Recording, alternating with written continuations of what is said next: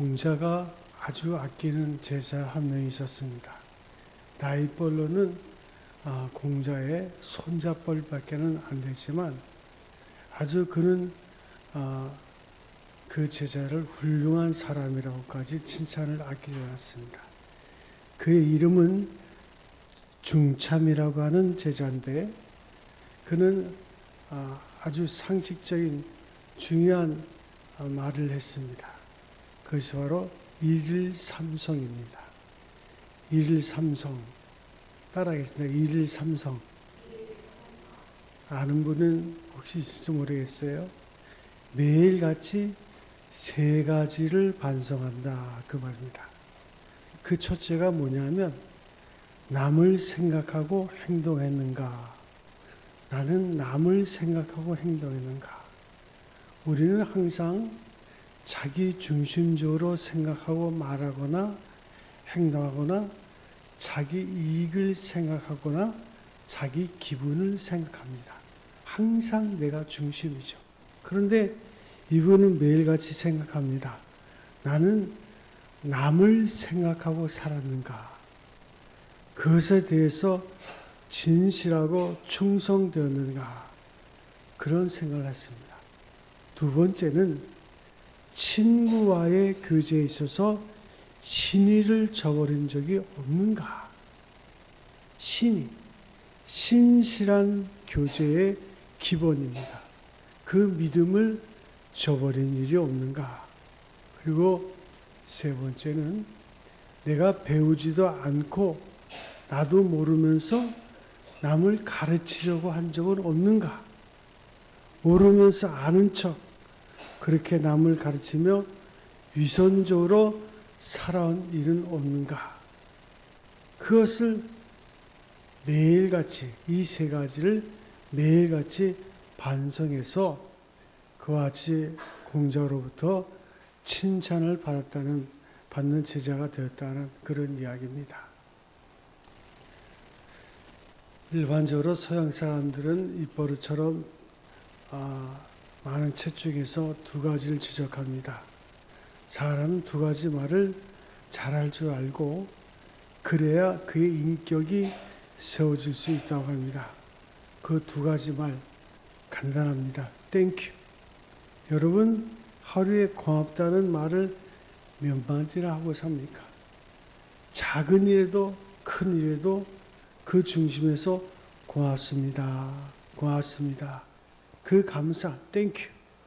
그 말을 항상 잘할 수 있어야 바른 인격자입니다. 또 하나는 I'm sorry. 죄송합니다. 미안합니다. 이 말을 잘할 수 있어야 돼요. 그런데 죄송하지만 우리는 그 유교 문화, 가부장적인 문화, 여기에 배경이 있기 때문에 아주 잘못된 게 많아요. 마치 내가 고맙다고 하면 나의 인격이 내려가는 줄 알아요. 게다가 내가 잘못했습니다 라는 말을 하면 아주 그냥 내 족보가 망가진 줄 알고 있어요. 그래가지고 죽을 때까지 I'm sorry 한 번도 못 해보고 죽는 사람도 있어요. 얼마나 못했습니까? 참으로 저질 인간이죠. 우리는 늘 고맙습니다. 그리고 미안합니다. 이건 제 잘못이에요. 이것을 아주 쉽게 또 자주 그렇게 마음에서부터 말하며 살아야 돼요. 그것이 훌륭한 인격자라 그 말입니다. 예수께서 복음을 전하실 때 첫 번째 하신 말씀이 회개하라. 천국이 가까웠느니라. 심리학적으로 말하면 내가 잘못했습니다. 그렇게 하라 그 말이에요. 그런 마음으로 돌아가라 그 말이에요. 하나님의 뜻을 움직일 수 있는 것은 오직 회개뿐입니다. 하나님을 기쁘시게 할 수 있는 것도 회개요. 내 인격을 높이 세울 수 있는 것도 바로 이 회개입니다. 어떤 분이 미국에 가서 이제 한국의 고아들 위해서 많은 그 헌금을 하고 또 이렇게 헌신했던 분을 만나서 식사 대접을 하게 됐는데, 이분이 아주 굉장히 화려하고 그런 식당에 그를 데려가서 저녁 식사를 대접합니다. 그런데 이 식당에 가보니 아주 휘황찬란하게 장식해 놓은 샹들리에 등은 다 불은 끄고, 그가 앉아있는 식탁, 그 동그란 식탁 한가운데 촛불을 하나 켜놓고 그걸 또 빨간 유리가스로 씌워놨더래요. 그래서 그불이 깜빡깜빡 하는데 이렇게 하고 식사를 하더래요. 도대체 어디에 무엇이 있는지 잘 보이지도 않더라는 거예요.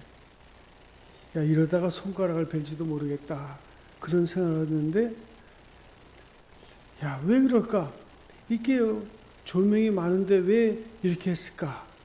그래서 거기 있는 나이 많은 웨이터한테 물어봤대요. Will you tell me?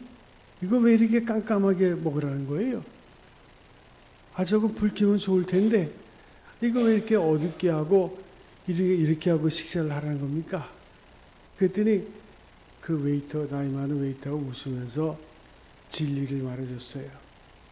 보자니 뭐 나이가 그만큼 들었으니까 손가락 베지는 않을 것 같고, 한 가지는 이렇게 불그스레한 얼굴빛에 비춰보면 맞은편에 어떤 사람이 앉았든지 다 미인 아닌 사람이 없고 미남 아닌 남자가 없다는 거예요. 여러분, 그 방에 불이 너무 큽니다. 밝게 켜지 마세요. 불그스름하게 이렇게 해놔야 주름산도 안 보이고 그저 다 예쁘게 보이는 거예요. 이게 무슨 말입니까? 어두운 데서 비추어보면 다 예쁘게 보인다, 그 말이에요. 여러분, 여자분들이 화장을 합니다마는 그 화장 일종의 위장술이죠. 어두운 데서는 잘 통해요. 그런데 대낮 밝은 빛에 햇빛에 비치면 화장한 것 못 봐줍니다. 그렇지 않아요? 그런 거 우리는 혼탁한 세상에 죄악 중에 사니까 내가 뭐 깨끗하고 잘났고 뭐 그런 것 같지만, 다 그럴듯하게 보이지만 하나같이 하나님의 심판대 앞에 밝은 빛 앞에 비춰보면 모든 것이 다 노출이 되는 거예요. 모든 것이 다 하나님 앞에 드러나면 부끄러워서 고개를 못 들어요. 그런 거로 신앙의 사람은 누굽니까? 다른 사람은 죄라고 생각 안 해요. 뭐까지 지나가지만 믿는 사람은 안 그래요. 당연히 도와줄 사람을 내가 도와주지 못했고, 할 일을 하지 못했고, 용서해야 할 사람을 용서하지 못했어요. 이럴 때 그런 괴로워서 잠을 못 자는 거예요. 다른 사람은 죄라고 생각하지 않는 것까지도 민감하게 죄라고 생각하고 안타깝게 뜨겁게 회개하며 사는 그 사람이 바로 인격이 있는 사람이요, 신앙이 있는 사람이요, 진정한 크리스찬이라 할 수 있습니다. 회개의 깊이와 은혜의 높이는 이렇게 언제나 반비례하는 거예요. 어떤 사람은 회개해야 될 줄 알면서도 회개 안 해요. 아니, 회개를 못 합니다. 이런 사람은 회개 못 해요. 죄를 인정하지 않는 사람, 모든 것을 다 환경 탓으로 돌리는 사람, 남의 탓으로 돌리는 사람, 뭐 잘못된 건 누구 때문이요, 누구 때문이요 해버리는, 또 하나는 변명 체질에 사는 사람. 무슨 일이든지 잘못됐으면 내가 잘못했습니다, I'm sorry, 딱 끝나고 말아야 되는데 뭐 이런데 나 뭐 어쩌고 저쩌고, 나도 그렇고 뭐 환경이 어쩌고, 이 뒷얘기가 많아요. 이게 필요 없는 뒷얘기를 많이 해요. 사과하면서도 말 많은 사람, 이거 구제불능입니다. 이유가 없어요. 이건 내 잘못이에요. 이것으로 끝이에요. 그 다음에 주가 달리면 안 돼요.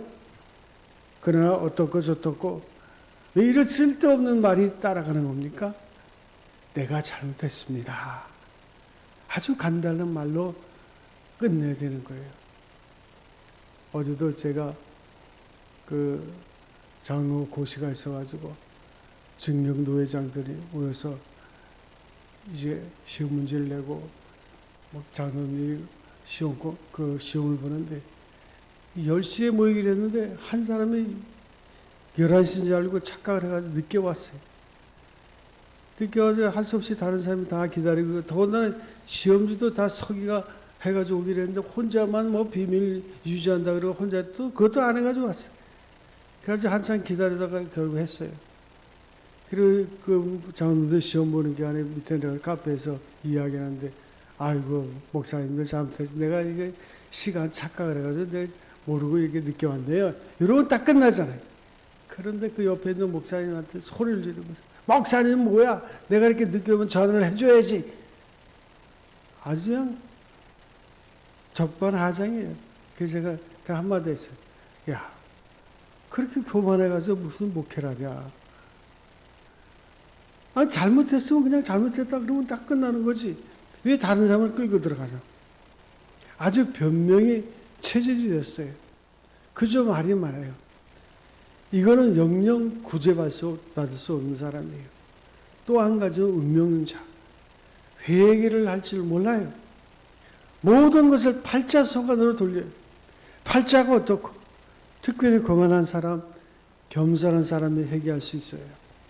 교만한 사람은 회개하고 싶어도 못합니다.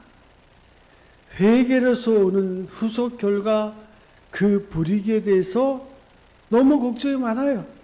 그래서 회개할 수 없어요. 만사의 원망과 불평으로 사는 사람, 이 사람도 회개하지 못합니다. 그런 거로 그 심령이, 그 몸이 계속 싸우고 있는 거예요. 회개할 때만이 그 영혼이 온전히 자유할 수 있는 거예요. 하다못해 사도 바울이 그러잖아요. 항상 기뻐하라. 쉬지 말고 기도하라. 범사에 감사하라. 쉬지 말고 기도하라. 기도에는 감사도 있고 또 하나님 앞에 찬양도 있고 중보도 있지만 반드시 회개 기도가 들어갑니다. 그런 사람은 기도도 못해요. 그 많은 시간에 기도 시간이 아까워. 아니 아까운 것보다 할 수가 없어요. 회개의 종류가 몇 가지 있어요. 하나는 지적인 회개로서 죄를 인정해야 됩니다. 이건 누구에게 말할 것도 없어요. 내 잘못이에요. 내가 원인이에요. 내 잘못이라는 걸 인정하는 지적인 회개가 있어야 되고요. 변명 없이 또 하는 정적인 회개가 있어야 돼요. 이 회개로 인해서 오는 형벌과 심판과 저주를 미리 생각을 하면서 미리 느끼면서 통분하는 거예요. 이런 일을 있을 수가 없는데 하고 가슴 아파하는 통분함이 있어야 돼요. 또 하나는 의지적인 회개입니다. 잘못된 줄 알았으면 거기서 멈추는 거예요. 결단하고 멈추는 일. 그리고 돌이키는 것. 이것이 회개입니다. 회개의 동기도 여러 가지가 있어요. 하나는 고통스러워서 너무 마음이 아프고 괴로워서 심리학적 이유 때문에 그 가책 때문에 그 가책으로부터 벗어나기 위해서 회개하는 사람이 있습니다. 미국의 심리학자인 마틴 셀리그마라고 하는 사람이 그의 책 가운데 말하기를 삶을 우울하게 비판적으로 살아가는 사람에게는 공통점이 있는데 그 첫째가 뭐냐 하면 영구성입니다. 변화를 믿지 않아요. 나는 이대로 얻을 수밖에 없다. 이대로 반복할 수밖에 없다. 내 이 잘못, 이런 행위는 고칠 수가 없다. 이렇게 생각을 해요. 변화를 인정하지 않는 거예요. 또 하나는 확산력입니다. 그래, 내가 하는 일이 다 그 모양이지 뭐. 너는 구제불능이야.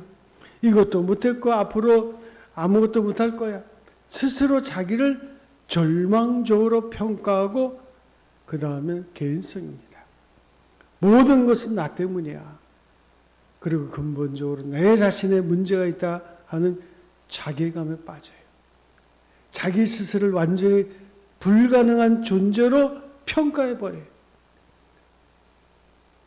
거기도 회개가 없습니다. 회개는 자기 자신에 대한 재창조적인 역사요. 하나님의 은총에 대한 믿음에서 출발하는 거예요. 때로는 형벌이 무서워서 회개하는 경우도 있어요. 뭐 형벌을 피하려고 어쨌든 벌을 면하기 위해서 잘못했다고 할 수 있게 되지요. 이것은 율법적인 것입니다. 벌 받을까 봐. 또 하나는 어이없게도 보상을 바라고 대가를 요구하면서 회개하는 것도 있어요. 이렇게 하면 상을 받을 것이다. 이렇게 회개하면 용서 받을 것이다. 축복이 올 것이다. 그런 보상 심리적으로 회개하는 수가 있습니다. 생각하면 이 모든 회개는 그렇게 아름다운 회개라 할 수가 없겠죠. 문제는 은혜와 은총에 감사하면서 감격적인 중에 회개하는 그 회개가 진정한 회개입니다. 생각해 보세요. 매를 맞으면서 잘못했습니다 라고 말하고 어머니가 그에게 용서하고 사랑을 베풀었을 때, 잘못한 걸 알고도 사랑했을 때 그의 가슴에 안기면서 어머니 제가 잘못했어요 하는 그 회개와 얼마나 큰 차이가 있어요. 은혜 가운데 하는 회개가 진정한 자기 정체 의식이요. 진정한 회개라 그 말입니다. 오늘 성경에 보면 아주 간단한 사건이지만 이 가운데 예수님과 우리 인간관계, 회개가 무엇인가를 적나라하게 보여주고 있어요. 여러분, 오늘 본문에 이상하게 엉뚱하게 나오는 말 한마디가 있어요. 분명히 베드로가 물고기 잡았다는 얘기예요. 그런데 여기서 물고기를 잡아놓고 베드로가 예수 앞에 무릎을 꿇고 주여 나를 떠나소서 나는 죄인입니다. 그렇게 말을 하는 거예요. 나는 죄인입니다. 이 시간에 그가 무엇을 묵상하고 있습니까? 매를 맞았습니까? 저주를 받았습니까? 병이 걸렸습니까? 그런 얘기가 아니에요. 지금 엄청난 은혜를 체험하는 시간이에요. 그 은혜 앞에 자기를 붙여볼 때 자기는 너무너무 초라해. 너무너무 못했어. 하나님, 나는 죄인입니다. 이렇게 고백하게 되는 거예요. 여러분 아시는 대로 이제 무슨 일이든지 한 번 끝낸 다음에 다시 시작하는 건 귀찮은 일 아니겠어요? 어제 밤새도록 물고기를 잡느라고 베드로가 수고를 했어요. 이제 그물을 씻어서 지금 말려서 걸어놓았습니다. 이제 피곤도 하고 일 끝냈어요. 정도에 놓았어요. 그런데 예수님께서 지금 그물을 내리라는 거예요. 그뿐만 아니라 이 사람들이 한평생 바다에서 산 사람들입니다. 그물이란 깊은 데서 내릴 수 있는 성격이 못 돼요. 언제나 밤에 어두운 때에 얕은 데서 그물을 내리거든요. 그런데 오늘 대낮에 전혀 상식 바깥의 일을 말하는 거예요. 특별히 예수님은 목수예요. 베드로는 어부예요. 호수에서 한평생을 산 사람이에요. 목수가 어부에게 깊은 데 그물을 내리라? 시간적으로나 장소적으로나 지식적으로나 경험적으로나 전혀 이해가 되지 않아요. 그런데 이런 말씀하십니다. 많은 설교를 하신 다음에 감동을 받고 있는 사람들에게 말씀하시기를 지금 깊은 데 가서 그물을 내려라. 베드로의 생각은 확실했습니다. 이거 못 잡는 거야. 절대 고기가 있을 수가 없어. 못 잡을 거 뻔해. 그래도 오늘 성경에 보면 이렇게 되어 있어요. 그물을 내려 밤새껏 수고하여 잡은 것이 없지만 거기다 가루하고 하나 더 넣어야 돼요. 이제는 못 잡을 것이 뻔하지만 말씀하니까 한번 그물을 내려보자. 말씀하시는 예수님의 인격과 그 말씀하시는 그분의 체면을 봐서 일단 내가 그물을 내려보자 하고 깊은 데에 가서 그물을 내렸는데 베드로 생애 가운데 가장 많은 고기를 잡은 거예요. 얼마나 고기를 많이 잡았는지 그분이 찢어질 정도가 돼서 옆에 있는 동료가 와서 도와줄 정도가 돼요. 여기서 그는 충격을 받습니다. 왜요? 내가 분명히 의심했거든요. 순종은 했으나 믿음은 없었어요. 물고기 잡으러 할 때 아이고 감사합니다. 이제 만선이 됐구나. 감사했어야 되는데 그런 마음은 전혀 없었어요. 감격도 없고 기쁨도 없고 다만 그저 하라 하니 합니다. 안 될 줄 알지만 합니다. 억지로 부득이 순종을 했더라 그 말이에요. 자, 이게 문제예요. 주께서는 그를 꾸짖지 아니하시고 너무 중요한 거예요. 이 믿음 없는 사람아 이렇게 생망치 아니하시고 이 믿음 없는 행위에 대해서 주께서는 모두 다 용서하시고 물고기를 많이 잡도록 해줬다 그 말이에요. 기도하라 그래도 안 해. 근데 억지로라도 하면 역사가 일어나는데 안 하거든요. 안 하면 아무 일도 안 나타나. 회개하라 했는데 안 해. 내가 그런 아무런 없어. 신앙생활에도 역사가 없어요. 맹맹해. 맹탕이야. 물고기 잡았다는 문제가 중요한 게 아니에요. 나의 불신앙을 용서해 주신 것, 나의 불신앙을 이렇게 하나님께서 이렇게 수용해 주신 것, 예수님께서 나를 덮어주신 거예요. 너무 감사한 거예요. 그래서 그는 이렇게 부르짖게 되는 겁니다. 여러분, 진정한 회개는 은총 속에 있는 거예요. 감사와 함께 이루어지는 거예요. 사랑을 느끼며 회개하는 그 회개가 진짜 회개라 그 말이에요. 구약 성경에 보면 욥이 나옵니다. 욥기 42장에 보면 욥이 얼마나 고생을 했어요. 열날매를 다 잊어버렸어요.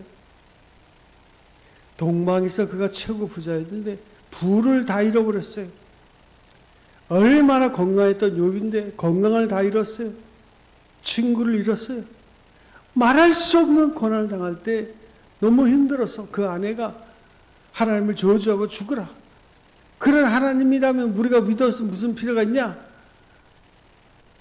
그 스스로도 왜 어머니가 나를 낳아서 이 세상에서 이렇게 고생시키나? 왜 나를 낳아서 젖을 먹였던가? 너무 살기가 힘들어서 그는 이렇게 부르짖어요. 원망하는 원망을 했어요. 그러나 이 모든 어려운 시간이 지나간 다음에 하나님이 다시 은혜를 주실 때 배나 주셨다 그랬어요. 배나 더 많이 주셨어요. 그때 욥은 말합니다. 내가 죽게 되어 귀로 듣기만 했더니 이제는 눈으로 주를 봅니다. 하나님이여, 전에는 내가 하나님의 음성을 들었더니 고난 중에는 하나님의 얼굴을 봤습니다. 내가 지난날에 분명히 잘못했습니다. 이제 죄를 무릅쓰고 회개하나이다. 욥기에 처음 나오는 말이에요. 회개하나이다. 그가 징계를 받으며 회개한 게 아니에요. 너무너무 큰 은혜를 받으면서 회개한 게 아니에요. 너무너무 큰 은혜를 받으면서 너무 감격해서 하나님 잘못했습니다. 그 안에 믿음이 없던 것, 원망했던 것, 불평한 것 잘못했습니다. 그때 회개하더라 그 말이에요. 이 회개가 높은 하나님의 사랑, 그 회개를 욥은 비로소 경험하게 된 거예요. 리스트라는 유명한 작곡가가 어느 날 독일의 조그만 마을을 방문하게 됩니다. 그 마을에서 마침 피아노 독주회가 열리고 있었어요. 어떤 자매가 피아노 독주회를 한다고 사방 광고를 붙이고 소문을 냈는데 신문에도 내고 아무개가 피아노 독주회를 가집니다. 그리고는 그 밑에 나는 리스트의 제자입니다. 그때 당시에 리스트는 아주 명성 있던 사람이거든요. 그런데 독주하기 바로 전날 리스트가 그 마을을 방문했어요. 이 자매는 리스를 본 적도 없어. 근데 이 여자가 이것을 알고는 깜짝 놀랐어요. 야, 리스가 여기 왔어. 이제 난 죽었다. 그리고는 리스가 머물고 있는 숙소에 가서 물을 끓고 빌었어요. 저는 본래 고아 출신으로 혼자서 피아노를 배웠고 이제 독재를 가져간 그 시간에 선생님의 고귀한 이름을 제가 이렇게 도용을 했습니다. 선생님의 제자라고 광고를 했는데 죽을 죄를 졌습니다. 많이 회개를 했어요. 그랬더니 리스가 껄껄 웃으면서 야, 큰 실수를 했구만. 자네 이리 좀 오게. 그 피원에 앉아서 한국을 치르게 하는. 그리고는 리스 여기 이렇게 조금 달리 한번 쳐보라고. 그리고 분명히 내가 이제 자네를 가르쳤으니 이제는 당신은 내 제자야. 떳떳하게 나는 리스의 제자라고 말할 뿐이야. 아니라 연주회가 내가 참석했는데 마지막 곡은 내가 치지. 제가 한 곡 쳐드리겠다. 얼마나 감격했어요. 거기서 눈물을 흘리고 진정으로 회개합니다. 그 회개가 진짜입니다. 믿음이 없는 것을 주님은 알고서도 예수님께서는 베드로에게 기적을 보여줘요. 여러분, 기도하라 하면 여러분들이 뭐 금식하고 사실 금식에서 기적이 나타나는지 아세요? 여러분의 기도의 공로 때문에 나타나는 게 아니에요. 하나님의 은혜로 나타나는 거예요. 그런데도 안 해. 무슨 내가 대단하게 뭐 할 것처럼. 그가 회개할 때 예수님 말씀하십니다. 너는 사람 낳는 어부가 되리라. 내 제자가 되리라. 베드로는 예수님을 3번이나 모른다고 한 큰 죄를 지은 사람이에요. 그러나 예수님은 그 과거를 묻지 않습니다. 너는 나를 사랑하라. 네가 나를 사랑하느냐? 내 양을 먹이라. 그것은 끝이에요. 베드로는 이에 감격해서 예수를 위해서 평생을 삽니다. 닭은 우는 소리가 날 때마다 닭 울기 전에 내가 나를 3번 모른다고 하리라 한 말씀 생각하면서 닭 소리만 나면 엎드려서 회개했다는 거 아닙니까? 그는 예수를 위해서 거꾸로 십자가에 못 박혀 죽게 됩니다. 내가 회개하기도 전에, 내가 죄를 다 회개하기도 전에 이미 벌써 예수님은 용서하시고 은총을 베푸셨다고. 그 은혜에 감격해서 이제 회개합니다. 아니, 일생을 회개합니다. 바로 그 회개 속에 창조가 있고 능력이 있고 위대한 역사가 있는 것입니다. 기도하겠습니다. 우리 아버지 하나님, 우린 청개구리 같아서 주님의 말씀을 듣고서도 깨닫는 것 같으면서도 잊어버리고 우리의 실제 삶 속에서는 행하지 아니하고 우리 자신이 뭐 대단한 존재인 것처럼 하나님 말씀에 순종치 못한 우리의 어리석음을 용서하여 주시옵소서. 순종하는 자에게 주시는 하나님의 능력과 권세가 임할 수 있도록 인도하여 주시옵시고, 주여, 우리 아버지 하나님, 우리를 보는 것이 아니라 믿음의 주여 온전케 하시는 그리스도 예수를 바라보며 주님이 베푸신 은총 속에 날마다 그 은혜 속에 믿음으로 승리하는 우리의 인생이 되게 하여 주시옵소서. 주의 베푸신 은혜와 사랑 감사하고 우리 주 예수님의 이름으로 기도합나이다. 아멘.